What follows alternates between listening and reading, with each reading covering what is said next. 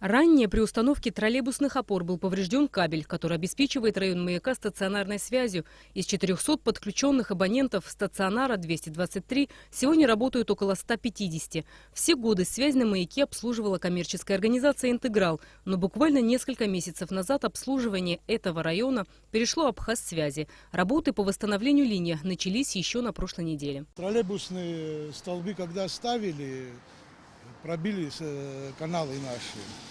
Сейчас мы его восстанавливаем. Тут, то есть, кабель около километра пробито в нескольких местах. Его надо вытаскивать, потому что там вода попадает, и уже этот кабель не годится. Мы сейчас привозим кабель сюда 1000 метров, начинаем класть отсюда до стороны 12-й школы маяка.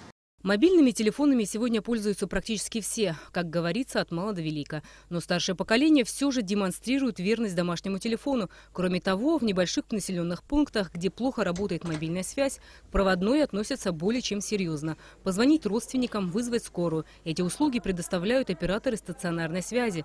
На сегодняшний день в столице около 10 тысяч абонентов, подключенных к стационарному телефону. Из них более 5000 в центральной части города. Это 226. В новом районе на стационаре 222, 3500 абонентов.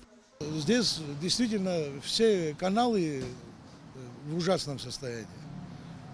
В колодцах вода полная, мы их должны выкачивать, чистить, смотреть. И вот это по ходу работы все себе покажет. Но в общем все равно мы думаем, на маяке где-то до Нового года закончим и будет телефоны работать. Ну, частично. Сейчас все сразу мы не сможем запустить, там надо будет проводить до дома. 222, 223, 226 – стационарная телефония. Это постоянный номер, известный всем родным и давним знакомым. Надежная связь, без сбоев, наиболее выгодный вариант для неспешных душевных разговоров.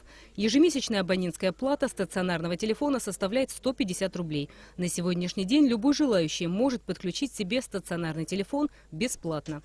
Рената Шакая, Михаил Братухин, Абхазское телевидение.